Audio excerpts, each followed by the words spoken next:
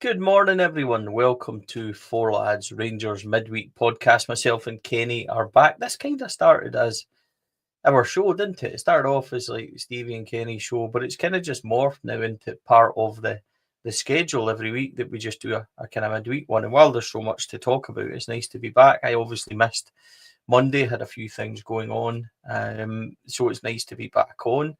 We'll talk about the EGM. Some things that were said in there by both Andrew Kavanagh and Parag Marathi. We'll speak about that. And we do know his name is Marathi because he said that at the EGM. So we can clarify that. We just need Max Aarons or Aarons or whatever he wants to be pronounced at to let us know that. But good morning, everybody. Thank you for joining us. Kenny, how are you this midweek? Are you well? Yeah, I'm good, mate. Yes. And Parag Marathi. You want to tell Davey heard that because I don't know if you heard Monday's show, but he corrected himself and then proceeded to call him Marath 3 times thereafter, much to the hilarity of the comment section. It was quite funny. Well, I must admit, I didn't see the stuff on Monday. I had a lot going on, unfortunately. So catching up on it, I really enjoyed what both Andrew Kavanagh and Parag Marathi had to say.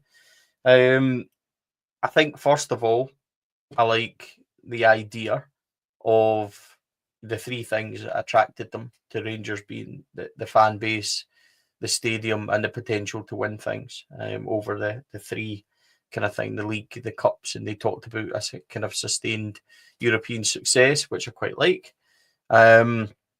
So I like that. And it's what I also like and what was really important was that, Kenny, it was stating that this wasn't a one and done thing for them. This was a venture which is years, and that's what they're building towards, which I really like. They had no intention of just throwing money at this, one and done into the sunset. They made that clear. This is all about sustaining, pressure for Rangers and go from there. Yeah, they talked about short, mid, and long-term plans, and they're certainly here for a long time. The length of 10 years was mentioned, and that, for me, is kind of music to my ears. They understand that this is a big, huge job, actually. And short term, they've got to win. Mid term, they've got to win. Long term, they have to keep winning. And that, listen, the pair of them come across really, really well. And that, for me, is one of the things that we kind of wanted to hear, that they have, as I say, short-term plans, mid-term plans, and those long-term plans, that it's all to be built on sustainability. And that's kind of music to my ears anyway. That's exactly what I wanted to hear, Stevie. I really did. Yeah, I would agree. I think the sustainability thing is good for me. Not only being sustainable on the pitch, that was something I talked about and what we really needed as a football club. And I'm absolutely sure that everybody would agree. It's not about becoming successful, like as in what happened under Steven Gerrard. It's about becoming successful and staying there and doing it in a way that we're not throwing absolutely everything at it, so that when we do get there, there's nothing else to do. We don't have any room for scope and investment and things. I do think things will gradually change, Kenny, with regards to, they've already spoke about commercial and hospitality and things like that. I know that the Americans are really big on that sort of thing. And I think that's where they will change, and there will be changes within Ibrox. I think they'll look to maximise space, and they'll look to maximise things that they might be able to do. I did hear faint rumours last year, but this was under the previous regime, that they were looking at the offices that were within the Copeland, that they were going to turn them into a kind of hospitality area and then be able to sit within the Copeland. I'm not sure whether or not that was just rumour or talk, but these are the sort of things that I would expect them to look into.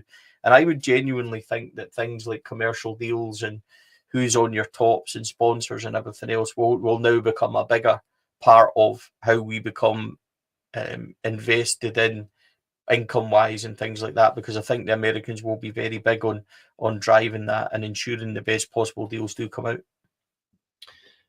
They are absolutely determined to squeeze every single penny out of it. I think that's their kind of intention, is to fulfill the potential that the football club has. And they actually mentioned specifically about hospitality, saying that they're already looking at that and how to maximise the income from it. And that is perfectly, normal and acceptable for a new owner to do that. They need to look at, that's a short-term thing, where what they want to do is make sure that they have as much income as they can from what they have, and then look to expand on that from there on. And things like the sponsorship deals and the commercial deals, we've discussed this for months and months, Stevie, and I expect them to start, not immediately, but even in the short term, to go through the roof.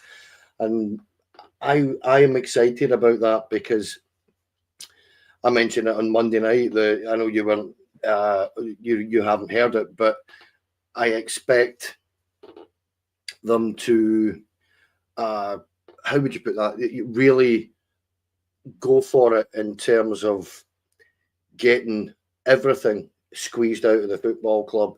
Their intention is to improve this first team squad, while in the background getting the right staff in place and really going about getting the potential maximised. And that, for me, as I say, is pretty much exactly what you want to hear, that we're a club that's stagnated because the previous owners had taken us so far. The income, or the revenue income, kind of maxed out, and they were honest enough to admit that this is as far as they could take us, and we have to look at somebody else, or trying to find somebody else that can take us to another level. And to be fair to the previous incumbents, it looks as if they've done that. So good stuff as well.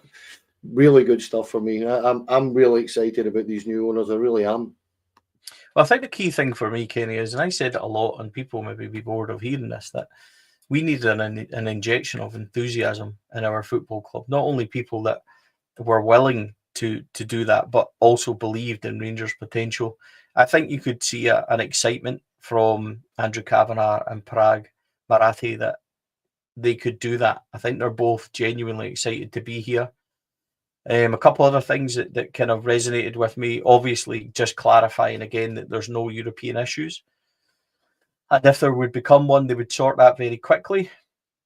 But they have already done that. So that was key, that they weren't going to be a feeder club for Leeds. These are things that we've said already, but it was nice to hear from them that that's exactly what it was. And the other thing about the AGM, that although we were going to be a private company, they were going to be transparent wherever they could with the supporters and hold that meeting on a regular basis. So I like that. I think as well that you'll not hear from them now, that they've done their kind of stuff on Rangers TV and also spoken to EGM. I think at the EGM, I think they will go away now and be very quietly operating in the background, which I quite like. Patrick's going to be running the club, which is fine for me, and they'll be directing it behind the scenes. If we don't hear from them, that is fantastic, because then they're doing a very good job. But overall, as a first impression, I thought they both spoke really confidently. There's a presence about them both, which you would expect from people with that level of business and that level of kind of gravitas behind them. So I enjoyed it. I thought they both spoke well. What I would say, folks, is we have footage from the club given to us by Rangers of the EGM and of both their speeches and of the club interview. So we were hoping to put that up yesterday. No quicker we put it up than the club said, could you quickly take that down, because we haven't put ours out yet.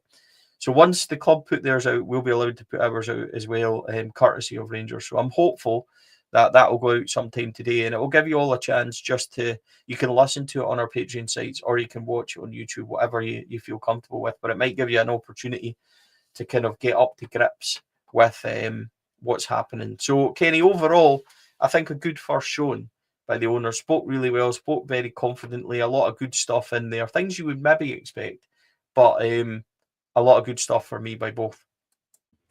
Yeah, they did speak very well. I expected nothing less. I think when you're that successful at what you do, you have that confidence and air about you. So that didn't surprise me at all. What they did mention, Andrew Kavanagh, I think it was, that mentioned, and that really kind of caught me or grabbed my attention, was he said that they will dovetail. There'll be no, bright lines between the roles that the two of them have. And Andrew Kavanagh said that his kind of expertise is in the business side of things, whereas Parag Marathi's expertise is in the sporting side of things.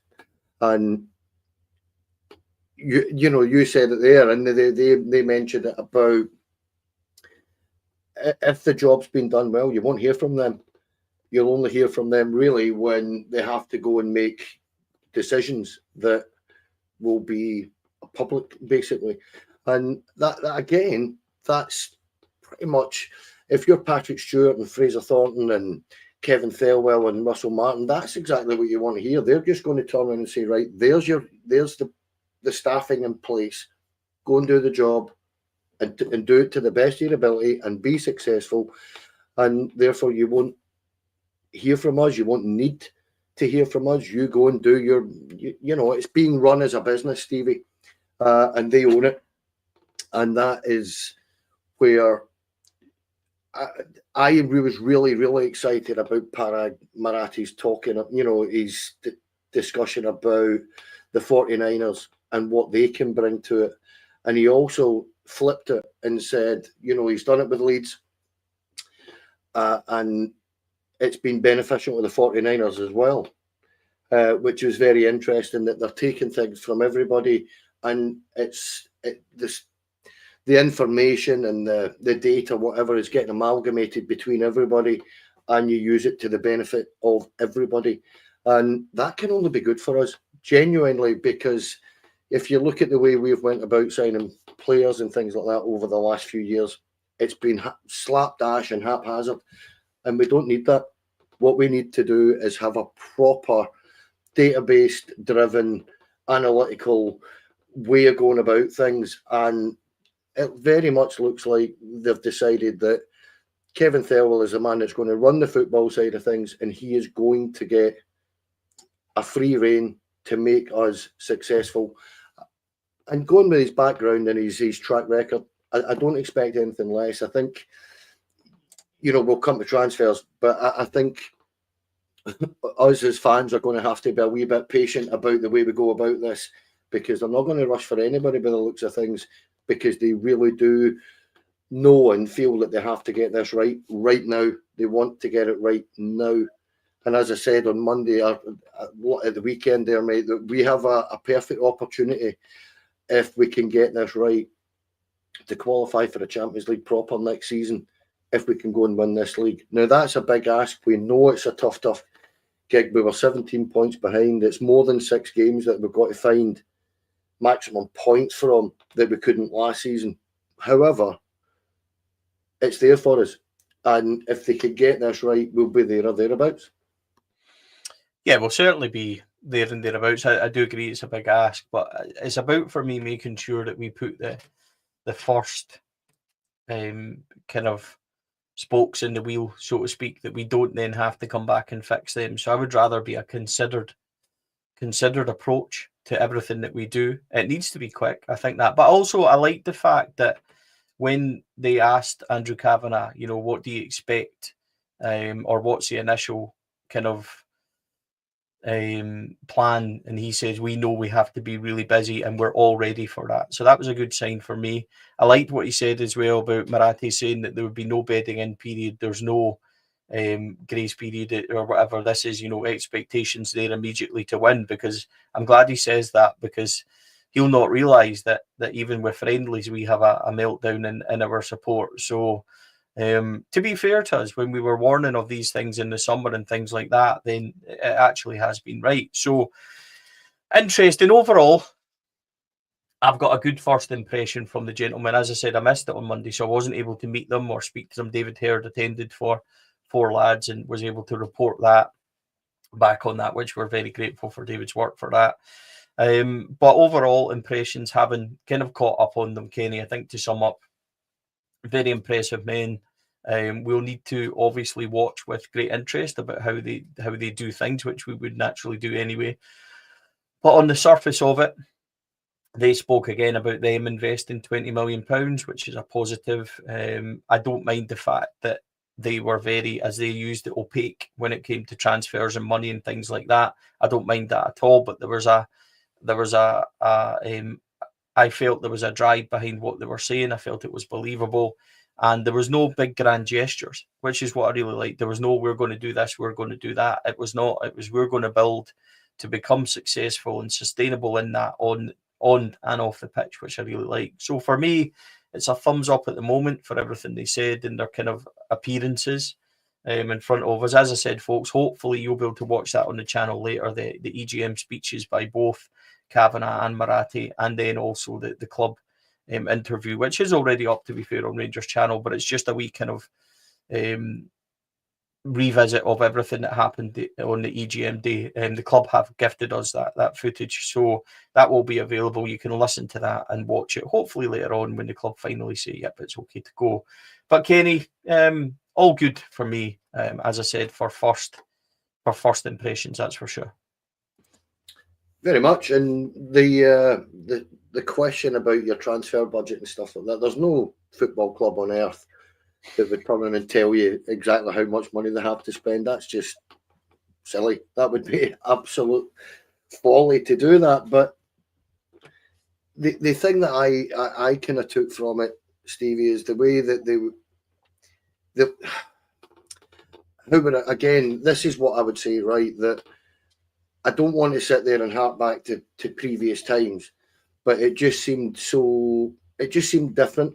It just seemed there was a kind of professional and an aura or an air about it that was very different from previously.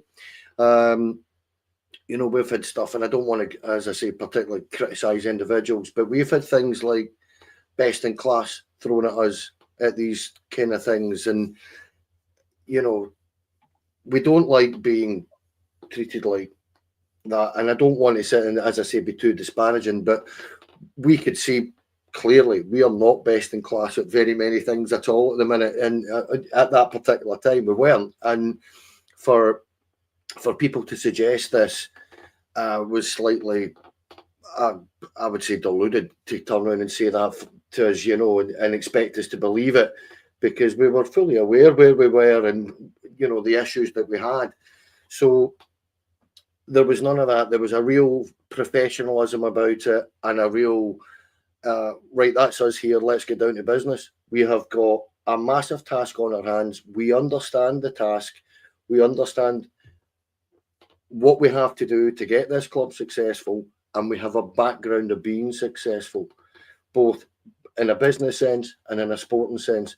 So it is exactly what you said. They've came across really well, and for me, let's get started. Let's go and do it. Let's get the players in. Let's see what Russell Martin has got about him. And as you say, he'll get the same amount of time as everybody else does. But we are going to have to be patient, because there is a big rebuild from top to bottom at the football club, and we have to be prepared for that to happen. Now, yeah, I would say on that, just kind of quickly before we finish on the EGM chat, I'm thinking everybody wants to hear about transfer chatter and everything else, so we can go into that. But what I would say is I don't mind taking our time with things off the park. On the park, I'm a wee bit more, we need to do things a bit quicker, but understand that. But as long as the decisions are right, Kenny, that's okay with me. I would love to see them show some ambition and with the stadium and things like that. But they're right, and it is what I said on the show the other day, that it's, you know, on field comes first. But yeah, overall impressions very good. Before we go on to talk about the transfer things and stuff like that, just a big thank you to James McNichol, who signed up to become a YouTube member. Lots of extra shows. You can get access to various one-on-one interviews, as well as some shows for ourselves. Kevin Thompson was actually on the show on Sunday night on Derek's really fantastic Coach's Corner. That's available for all members to watch. There is, I promise, some more one-on-one interviews with some really big names, which we're excited about as well. Obviously, we have done Scott Arfield before. That was a year or so ago, and we done Stephen Naismith recently, and that caused some discussion which we enjoyed. So we will hope to do things like that. But James, a huge thank you. When you're signing up to the YouTube, you are supporting me. You are supporting Four Lads of a Dream. It does look like, sadly, that this will become my full-time job. There's been a bit of difficulty this week with regards to that. So this may be something that I do and be able to bring even more to the platform, but we'll just need to wait and see what happens in the coming weeks. So I really big thank you to James. To sign up for that, you can do for as little as 99 pence on our YouTube page. There's a link, I think, also in the description. Let's go back now to Sunday's show, Kenny. This seems to have caused me a wee bit of bother online and stuff like that, but just to reiterate exactly what was said. I think Natalie, it was one of our members, Natalie Waters, asked a question about, boys, do you know what's happening with transfers and signings? And I said, absolutely not. We don't know, and it's unlikely that we'll know because things are done so quietly. When you look at Leeds just immediately announcing things without anybody knowing, I think that's where we'll be. And I said, but I don't mind discussing the rumours that have been in the papers and everywhere. And the rumours are that, we're close to signing 3 players and they would be coming this week. Now, that wasn't in the know, Kenny. That wasn't a big thing. In fact, I think all of it had been in the papers when you talk about the Sun and the record and the red tops and stuff like that. And it was all over the internet. One of them being Max Aarons, who we now know is in Glasgow and kind of finalising that final stage. I think the story was that he was even training today. So we'll see where that is. We know that he did arrive here yesterday. Sky broke that news. I kind of said last night that it was indeed true. Farmi Poku, there's been rumours about him. Indeed, the Sun said that he would be first signings along with Max Aarons last week. They had it as done, so that was there. And then obviously Connor Cody, which is ongoing. None of this was meant to be in the know. I thought I'd explained it really well, but then I see things quoted online, Stevie saying that things will be done, and that's not what I said. And I think that's what becomes kind of frustrating for me, because if I say something's going to happen, like the Joe Potter thing the other night, Four Lads was first to break that, not only on this podcast on Monday, but on the internet. And sure enough, 24 hours later, or we say stuff about the takeover, and I'll say it. But when we're talking about rumours, I think we should be able to discuss the rumour side of it and not have to worry about people saying, oh, Stevie says 3 are coming this week. I never said that in the slightest. But from that 3, Max Aarons is here, and that one will be get done. That'll be nice to get the first one over the line, I think, Kenny. Yeah, and what made it even funnier for me was the fact that it was a closed to members only podcast that we did, and within 5-10 minutes of it finishing, it was all over forums and platforms and social media and stuff. But there is a huge amount of this that people hear what they want to hear, Stevie, and they've heard you say it, therefore it must be gospel, and that's kind of the way things are. But you're absolutely correct. What you did was say, these are rumours. These are the things that are in the newspapers, and we can discuss them. It is rumours. It's the nature of this beast, mate. That's what this is what you get. I've had it a number of times over the last few months that you say things and people are coming on and suggesting you said something else. I actually didn't say anything like that at all, and it's just what happens. Don't be offended. Just take it as a compliment, I think, is the way I would suggest, mate, because it means that people are listening to you if that's the way that they're kind of seeing it. However, you are absolutely correct that there is a real issue here actually with people almost to a certain degree putting words in your mouth, and then it's like a Chinese whisper. And to be fair to you, as a guy, that's not what you said. As I was sitting listening to you, you didn't say that. So as I say, take it as a compliment and move on, mate, because it's just what happens, and it's because the pod's successful and people are listening to it. And as I said, people will hear what they want to hear sometimes. So it is what it is. Right, so let's discuss rumours. Transfer rumours. Not anything in the know in the slightest, because genuinely, folks, I really don't know. If I did know anything, I would say Max Aarons, we said at the very start, interest in him was definitely true. That I knew of. I had no idea the situation of the deal. That's since been reported as a loan. He's arriving today. I'm really pleased that we spoke a lot about that one. So that's over the line, and that'll be announced just whenever Rangers are ready. With Kvarme Poku, that's now been reported, I think, and that's another one that's went from being done to completely been done. Rangers have won the race. I think it was Team Talk and the Sun, etc., had that as done and dusted. So we obviously spoke about it.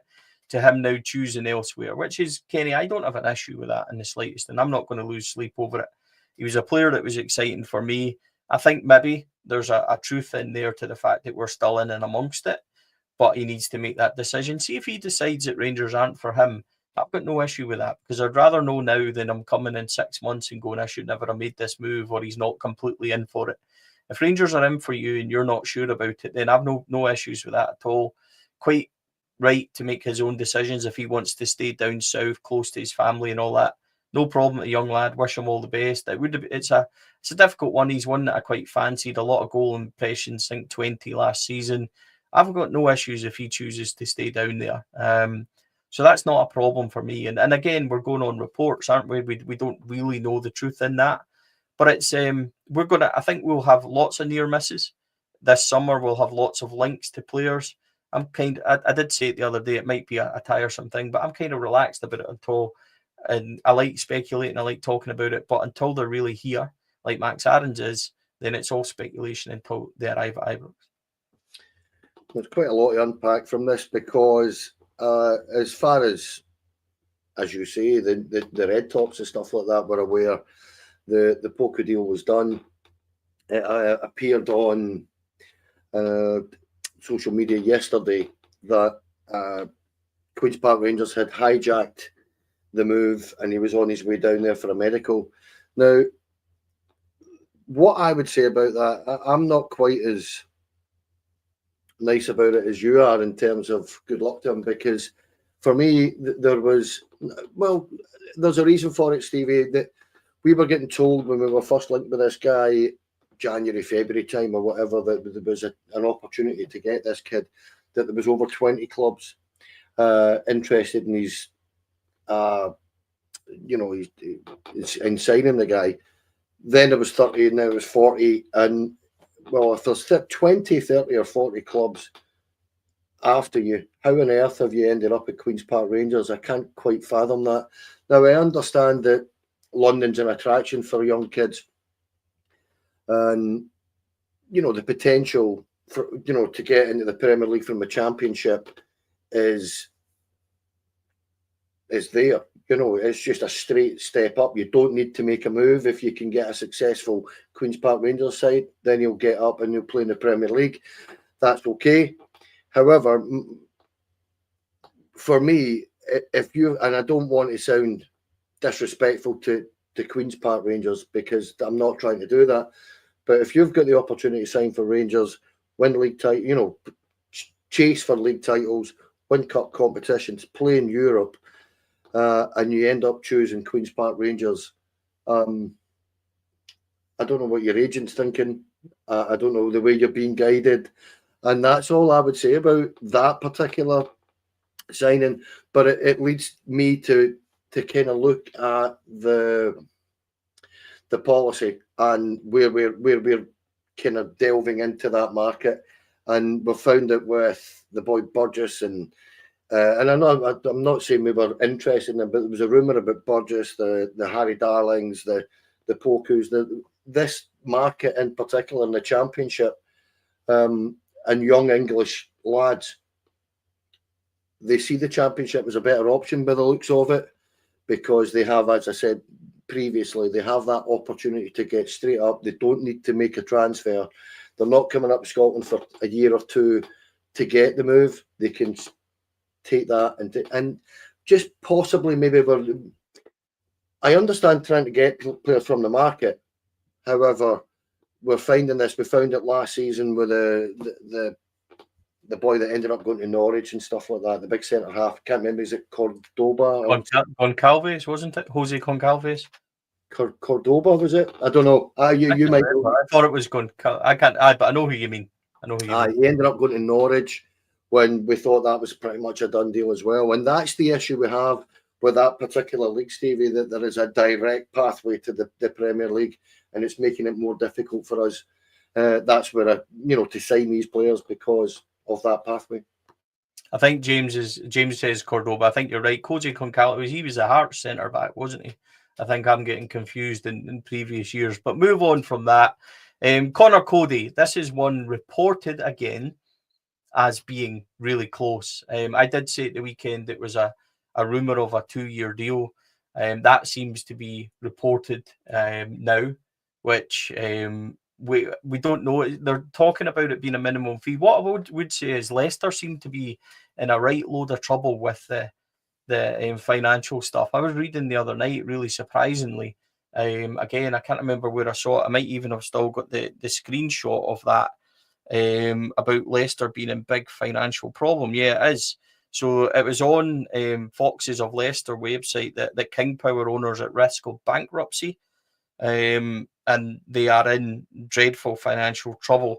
Now, I'm not going to try and pronounce the name, but it's the owner's family basically are in massive problems. So that is another reason why they seem to be offloading. I think they if they don't offload wages and players by the 30th, then they're going to be in a lot of trouble over the kind of, I think they call it the PSR rulings. I'm not sure if that's entirely right. I'm just trying to catch up on where they are with that. So, Kenny, Connor Cody it's been rumoured as a minimum fee. We know that he's on a hell of a lot of money down there, 75 odd grand rumoured. He's never going to be coming up here for that amount of money. We've got a kind of ceiling. I certainly did last season. They even moved that ceiling down when they were offloading players last summer. So he's one I do think will happen. I think there's been a lot of noise over that one. I don't foresee any issues with that. Hopefully, touch wood. As again, that's rumoured to be a really strong one. We've spoken about him quite a bit. He's obviously got those 10, 11 England caps. I think as well that CJ mentioned to me the other day, he might be the first Rangers player to have captained England since the Terry Butcher time. As a wee bit of a stat. I didn't realise he had captained England, but it was CJ that was telling me that. So that's an interesting one. He's obviously got that experience. He's excellent with the ball at his feet. He played it as a number 6 for a while. He's going to feature with the ball at his feet in a Russell Martin team if he did sign. There's a massive question mark over his pace and how we're going to manage that and how we're going to play. So that's a genuine concern. A minimum fee, maybe a couple of $100,000. I wouldn't be looking to spend millions of pounds on him, but that's something for the board and everybody to consider, not so much us. Where do you see this? I think we'll not spend too long because we have talked about Cody a lot. I don't like the phrase no-brainer. Every time we say a no-brainer, they turn up here and they turn up to be terrible. So where are you on the Connor Cody thing? I was going to say a no-brainer. No, I wasn't. Listen, it's one of those signings that I like personally. I feel that the boy's a cracking professional, and he has this proper experience at the very highest level. As you say, 10, 11, I think it's 11 England caps. You don't get into an England side being a bad player. Never. Yeah, it just doesn't happen, Stevie. He is a good centre-half. Is he past his best? Well, that remains to be seen. Do I think he'll coast it up here to a certain degree? Yes, I will. If you watched the thing that was doing the rounds yesterday, I'd already seen it before. He did a little podcast where he said that a couple of days before the game, he sits and he studies every single opponent that he's going to play, and he studies them in depth so that he knows how the team plays, how the individual opponent's going to play. Do they play it down the channels? Do they try to play it over the top? Do they play it into feet? Do you give yourself a yard or do you get tight? All these things, he studies these players. And with the amount of times that our centre-halves have struggled with centre-forwards in this league, over the last couple of years, that's kind of music to my ears. That's all I want to hear is somebody that's going to be that professional and study the game up here and be aware of what he has to do and what the expectations are going to be, because I think he'll thrive on it. I think that, you know, it's one of those things that being a Premier League player, and we've heard some of our ex-players say this, you know, that they go on a bus and they've not won, and teams, you know, players are, well, we got to draw, it's all right. This isn't that type of boy. This lad's a winner for me. And you can tell with the way he's spoken over the years that he gets absolutely livid when he doesn't win games of football and when he makes mistakes. So for me, I'm quite happy with it. I hope it gets over the line. And I think he's what we have been really missing over the last couple of seasons in the back four is a proper leader that will take the game. And it's maybe Connor Goldson was a bit like this, and maybe a kind of replacement for it, but somebody that's going to organise your defence and shout and knock and ball at players. So I hope it gets there, mate, because I think it would be a good signing for us. Yeah, Maka makes the point. He is concentrating on media duties now. I think he is out doing the Club World Cup stuff, isn't he? I seen Chelsea had all intentions of staying up to watch the Chelsea game this morning. I was, you know, giving it, I'll stay up and wanting to watch that, and was asleep well before midnight. So I'm absolutely full of nonsense. But I see Chelsea won 3-0 this morning, so I was quite pleased to see that. Liam Delap getting his first goal for Chelsea. So if he's out there doing that, that may very well be why he is taking his time. But another big rumour that's emerged over the last couple of days, and I quite like this, has been, as I refer to my notes, folks, you know I'm all about my notes, is Liverpool reporting, Liverpool-based fan media, Liverpool-based sites, and also Liverpool-based journalists reporting that Rangers are closing in on completing the signing of Liverpool Academy graduate Owen Beck. Now, we all know Owen Beck because he has been here in this league from Dundee. He attracted a lot of interest in that. But he's one that we were all kind of excited about. He got injured, didn't he? I think he done his hamstring at Dundee, which was a big issue. He spent a year on loan at Blackburn last season. He played 25 games, I think, and he was Young Player of the Year. He's a player that I quite like the idea of. And if you're asking me, you know, if we were going to get him and then possibly moving Ridvan on, I could see the potential in that. I don't think Jeffy goes anywhere. I think Jeffy stays and they will try and progress him. But Owen Beck for me, Kenny, and this is interesting, that's a left back, centre back, right back, potentially coming in. It doesn't mean they're done. This is just rumours to say again. But it's an interesting one for me. I like the look of him, and by all means, I've not seen a lot of him since. But at Dundee, he got attention. He was linked with Rangers and Celtic. I think quite heavily Celtic at one point, actually.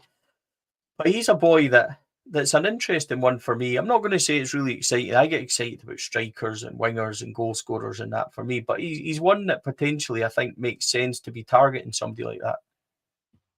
Yeah, it does, because he played for Dundee.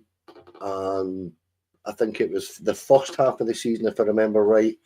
Got into the SPFL Team of the Year on half a season and went down there. I don't know if you remember this, but they had some injuries at left back, Andy Robertson and the Greek boy whose name escapes me, and that's why Liverpool recalled him, and he was getting game time at Liverpool and did quite well there. So the boy has played some, not a lot, but some Premier League games.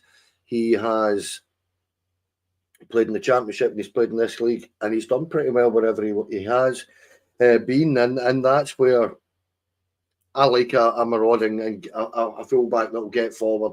And if you look at Max Aarons on one side and him on the other, bags of pace on those flanks. So something that's been needing address for a long time is our lack of pace, and particularly out wide, I think, at times.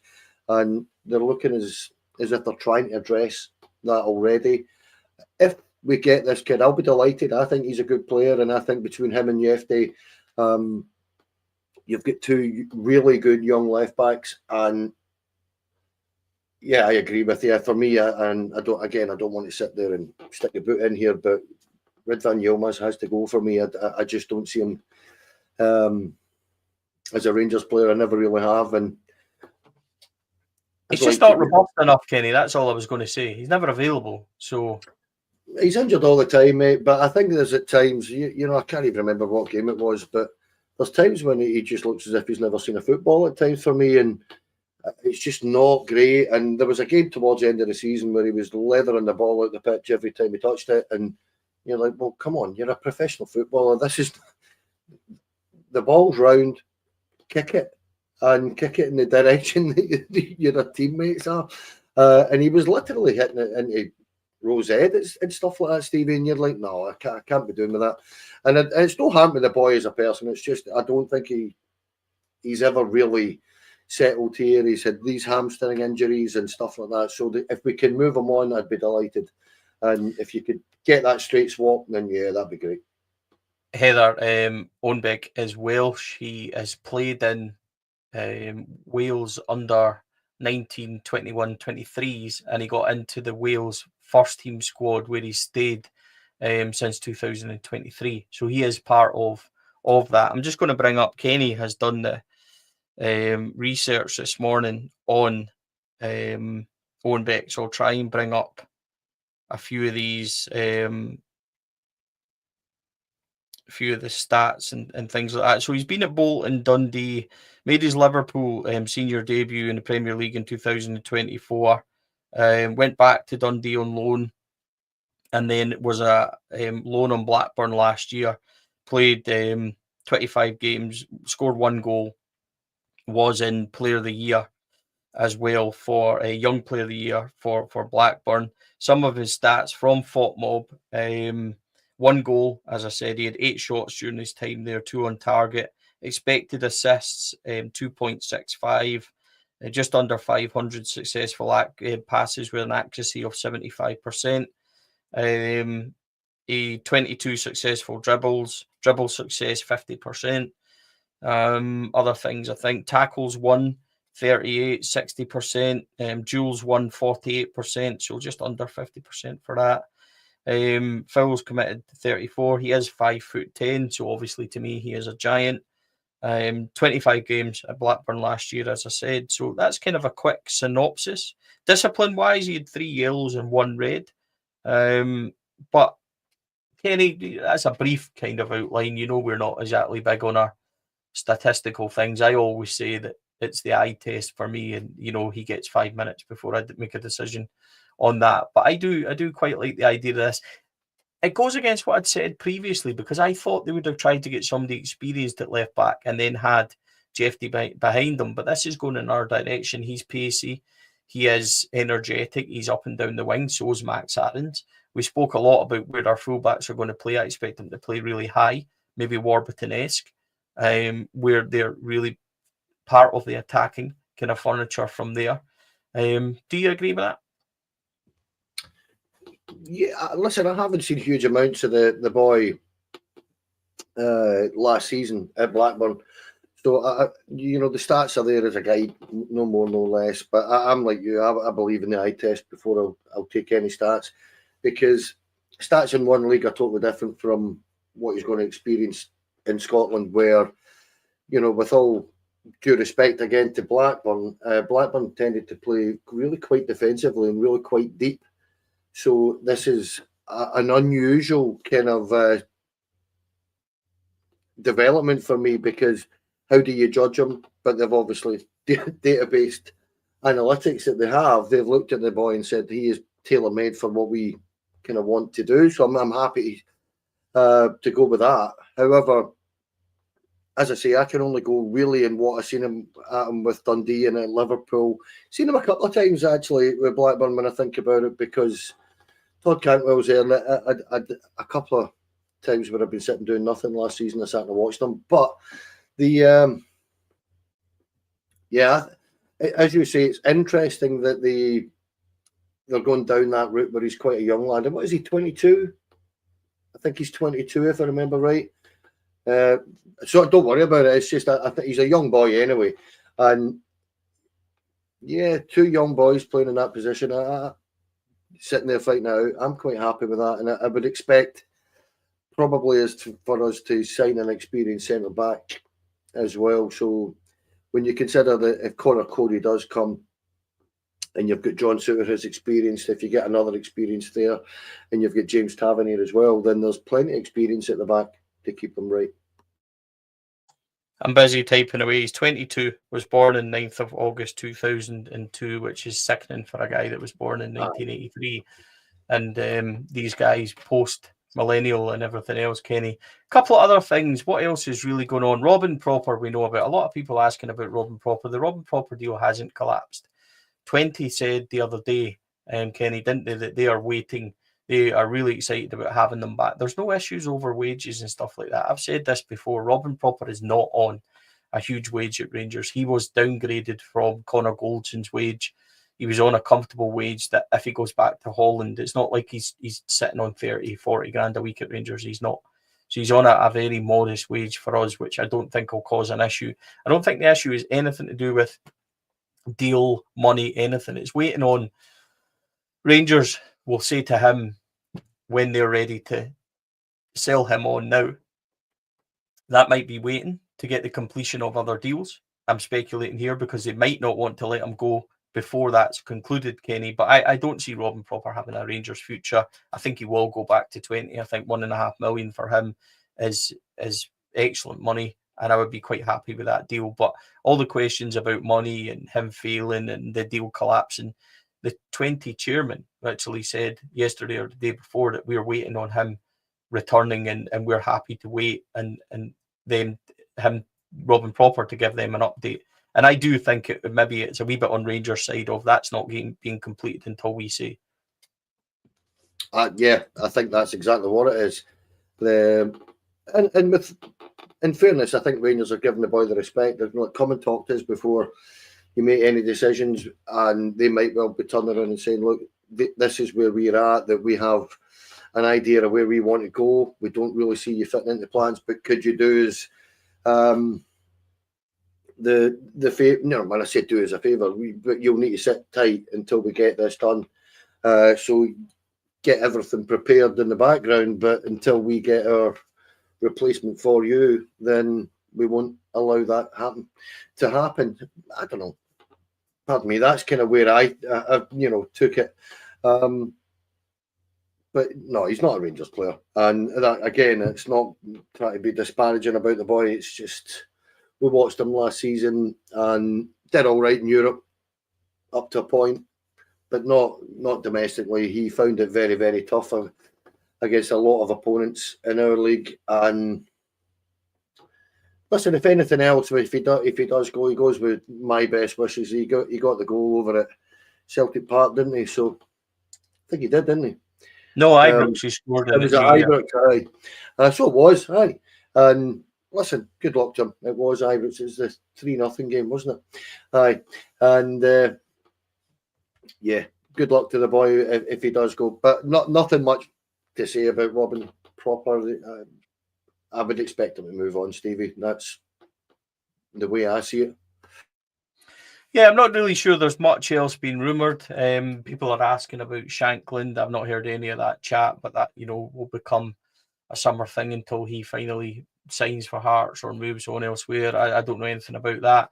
Turjaman Friedjan is kind of slow at the moment. Those rumours, there's no update there. Cyril Dessers, isn't he? Have Eikgaffen's bid, haven't they? I'm not so sure. Some papers are saying that the next 24 hours will be, pivotal in that. And honestly, I don't know any of the recent updates. I'm a wee bit kind of fed up with talking about Cyril Dessers. Well, he won't. We do know that he's here and he's training at the moment. Until that changes, there is reports that he's agreed a 3-year deal and the agent's done that side of it. So it's up to them to bid for Rangers what they want. I think there was even rumours of a £4.5 million bid being rejected. I do not know how true these things are, so I'm hoping that in the next couple of days these things will clear it up, Kenny. But I would imagine that's us kind of up to date with all the rumours. Other things that have happened at the club. Joe Potter has left as women's manager. We broke that story the other evening. Confirmed by the club, she went to Crystal Palace. Good move for her. Excellent move for her. A double-double, fell short on the league on the final day in both seasons, which was really disappointing. Somebody I had a really good relationship with, actually a lovely person, had all the time in the world, spoke really honestly with you on and off the camera. Lots of time for Rangers and their supporters. She goes with my best wishes. She was criticised, absolutely. I think we did fall short and kind of blow the league, especially this season. But Joe, as a person, I wish her all the best at Crystal Palace. And now, again, comes with the fact that Rangers need to fill another position at the football club. Yeah, good luck to her. It is a good move for her. I think they're a very ambitious club, aren't they? With quite a big budget, as far as I'm aware. So that is a no-brainer for her. You know, she has to go and take that job. It's with all respect to the women's game up here, that they are far more down the line in terms of the professional setup they have in England, and we're getting there in Scotland, but they are 10, 15 years in front of us, and you know that is where you do look at it and think it's quite a big game down there now, the women's game. And yeah, I feel sorry for her in the sense that she didn't quite get over the line with the league.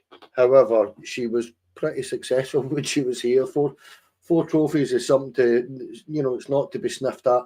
And with a little bit of luck, I would suggest she would have got at least one of those league titles. But unfortunately, on the last day, on both seasons, the team fell a little bit short. And I don't really know what else to say about the team. I just think good luck to her, and I wish her all the best. And as you say, I know four lads had a great relationship with her. Yeah, we did. Wish you all the best. And then there's been an announcement by the club this morning that there'll be even more women's games. Basically, when the women's games don't interfere with the men's games at Ibrox and the fixtures are available, all the women's games will be at Ibrox Stadium, which I think is a signal of intent, because if you look at what the Andrew Kavanagh and Parag Marathi said to Rangers official channel on Monday, they said that they feel like it's kind of lots of potential there, and they haven't even scratched the surface with it. So I do expect that they'll try and push that in a major way, and we'll see some things there. But what I would also say about the women's team, having lost Joe, they've lost Jane Ross, obviously went to retirement. Tessel Medag left. Victoria Essen left. Chelsea Cornet is left, and she was a massive player in midfield for them. Rumours that Kirsty McLean, who's by far the best player on the side, will move on. Catherine Hill's just had surgery. She's going to be out for the first 3 months of the season. So there's a hell of a lot of work to do there in that squad to get it even back to the levels of last year. So without Joe as well, who had that background, it's going to be interesting. Andy Thompson was a new assistant back in January. So it'll be interesting to see even if he gets it. So that's kind of a run-up of where we are. Interesting one here. Curry asks, Stevie, you're relaxed about transfers. When will you start to worry? I will start to worry when Panathinaikos comes round, but I'm more than comfortable that we will be ready for that. Gaz makes a good point earlier as well. He says we're told at the EGM that there would be surprises when it comes to transfers. It makes me think we're aiming high. I did hear that, and I thought that was quite an interesting comment. I try not to get too up nor down with it, and try and think, you know, where we are in terms of, is there going to be really big signings in or that. I'm fairly relaxed. I would read something to you, which was quite an interesting comment that was put on our YouTube channel, and it kind of backs up something that was said previously by one of the boys that posted on Heart and Hand, which David shared online. It was from Gary Hillman, and it said, Aarons is a good player, your new managers are very good, and Parag is fantastic, and this is from a Leeds fan. They will bring in some great players, lads. You'll be challenging, but Parag won't give very much away, and neither will your new ownership. They'll do everything secretively, transfer-wise, and then they will just appear. It's what's happened to us. He will want to win the league and be successful this year, right from the start. Seriously. So, Gary, thanks for that comment. That was from a Leeds fan. That's the way it's happened for Leeds, Kenny. We discussed that a wee bit, just kind of finally as we round up. all of a sudden things happen and they're not even aware of it, and they have turned out to be quite exciting moves for them. Yeah, what I read actually was a few Leeds fans saying you literally don't hear anything about a signing until about an hour or two before, and they're actually at Island Road and they've already done their photo shoots and stuff like that. So, and it's an hour or two before it's announced, before they find out. And I like that. I like the way they're going about their business down there. Leeds were a cracking team to watch last season. They were the best team in that league, and I think they'll do quite well in the Premier League. Even going by the kind of the rumours of signings that they're making, I think they've got the potential to sit in the first season. I think they've got the potential to sit top half. We know how difficult. Well, when I say top half, mid-table is what I meant there actually. But we know how difficult that league is. We've seen it over the last few years that 2 or 3 of the teams getting promoted are coming straight back down. So it's a tough gig in that league. It's very, very difficult to go away from home and get results. And the top end teams are going to take a few off you. We know that. But that's, in relation to us, that's kind of what I actually would much prefer that. We discussed this at the weekend, that I actually like the professionalism of that and just telling nobody anything until it gets done. And it makes our job harder, obviously, but I do like it. I do like the way that they've went about doing that down there, and I expect them to do very similar here, Stevie, yeah? Yeah, so do I. Just a wee thanks to Ian McCall. Ian's a friend of the show.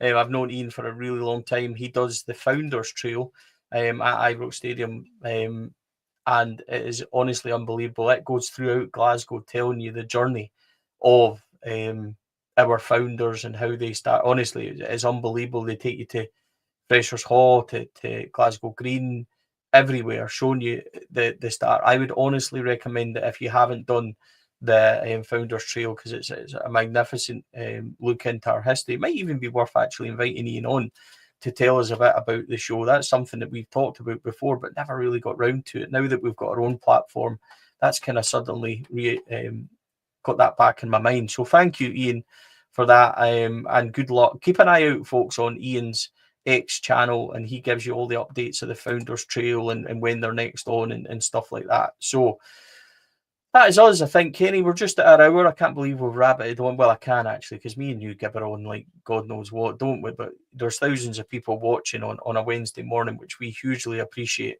Another really enjoyable hour, kind of chewing the fat on all things Rangers, and we're looking forward to more. We'll be back Friday night, and hopefully we've got more to talk about as well. Well, hope so. Writing agendas has been quite awkward over the last couple of weeks, as you know. Trying to find stuff to talk about because it is all rumours. We mentioned rumours. But yeah, you and I can sit and we could talk rubbish for hours, mate, and that's just the way it is. But I hope that we start to see things kind of moving forward. I'm very impressed with what happened on Monday, the take from both the new owners, Andrew Kavanagh and Parag Marathi, and I think we're on to, I'm not going to say we're on to a winner, I don't mean it like that, but I can only see good things. The professionalism for me has went up several notches, and I'm delighted about it, and let's see where we go. But transfers in, please, transfers out, please. Let's get some signings in. Yeah, just before I go, we announcement from Four Lads. We will be playing a live show at the New Rangers Bar Walters in Rutherglen on the 1st of August, the night before the new season starts on the Friday night. We'll be, I think, kicking off at 7:30. Be a live podcast show. Myself and Kenny will be there along with from others with the Four Lads team. So we're really looking forward to that. That should go on sale and from Walters Bar in the next couple of days. They are getting ready for their launch next week. So we're really, really, really looking forward to that. We're hopeful that we'll be able to take the podcast live to a few places. Might even be in a few different countries as well. So we are very approachable for that. And we're hoping to support the charity foundation at Rangers as well on that live show. So this is something that we're really excited about. Keep your eyes out for that. And that will be on August the 1st. And I think also we're going to get Jodie along to play some music after we're off as well. So it's a whole night live podcast, live kind of discussion forum with the supporters after the live pod, raffle, all that sort of stuff. So as I said, we're hoping to support the Rangers Charity Foundation in that. And we're really looking forward to that live show. Hopefully the first of many as we take ourselves on tour. Kenny, sponsored by Head and Shoulders, me and you up there, having a laugh and enjoying, hopefully, the start to a new season. That'll just be after Panathinaikos. New season kicks off next day. We'll have 10 new signings in to talk about and all sorts, I should imagine. Aye, I'm looking forward to it. It'll be interesting and a new experience for us. Well, not for you so much, but for me, I'm looking forward to it. I like these kind of things, so aye, it'll be good fun, and yeah, it'll be exciting. I'm actually excited about it. Put it that way, because it is one of those things that we've discussed doing for a long time. And yeah, it's good to get on the bus and get going, mate. And I'm looking forward to it. And I think it'll be, hopefully we get a cracking turnout, and we'll have loads and loads to discuss, because as you say, the season will have effectively started and a big game the next day. So it'll be good fun. Yeah, I'm not sure of the ticket prices. I met with the new owner yesterday, and I don't think they're going to be any more than £7 or £8, and from that'll support Rangers Charity Foundation as well. So this isn't a money making expedition for anybody from Four Lads or anything. It's just honestly a chance to go and enjoy a live show and be able to support the foundation and things like that. So really looking forward to that, and I think that's it really from us. We've got some cracking content on the YouTube members channel, including Coach's Corner with Derek that went out on Sunday night with Kevin Thompson. There'll be more one-to-ones coming, as I spoke about earlier on. And everybody that supports the channel and is members is supporting myself and Four Lads. As I said earlier in the show, it looks like this will become a full-time job for me, and it looks like that's where my kind of career path is going. So I'm excited about that. I'm excited about being available to do even more content for Rangers and Rangers coverage from fans' point of view. So we're really looking forward to that. Thanks for everybody that's joined us today. There will be those EGM interviews and club interviews up later on with Parag Marathi and Andrew Kavanagh to look out for on the channel. And yeah, that's it. Thank you to our sponsors, Rhino Express, Clyde Joinery, Afflo Industrial Solutions, CSD Air Conditioning, and our partners, Black Rooster and Art of Gold. We really, really appreciate it. Thanks for all your support, especially your members and everybody viewing that supports myself and the channel. So thanks very much. We'll see you again live on Friday night. I think we'll probably go 7:15, 30-ish time. We'll sort it out with the boys at club at 22 so that we don't overlap there, because I think they go live at 8:15-ish as well. So we'll try and do before so they go after. Stephen, very quickly, I don't know if you've seen they got their channel back. I did. I was about to mention the lads over there had got their channel back, and they've got a nice couple of thousand subs on their backup channel as well. So, and we're going to drop in and do a kind of collab with them again soon. That was something that Scotty mentioned last night. So we're really looking forward to it. Guys, have a good day. Have a nice rest of the week. We'll be back Friday night, hopefully with lots of news from Rangers, and we're looking forward to that. So thank you for joining us. Everybody take care. Thanks for your time, and have a nice couple of days. We'll see you soon.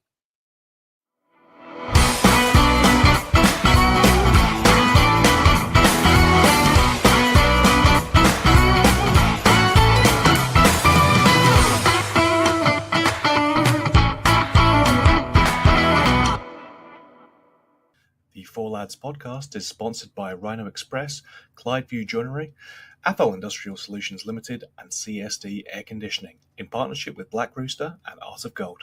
Thank you for listening to or watching the podcast. We hope you enjoyed the show.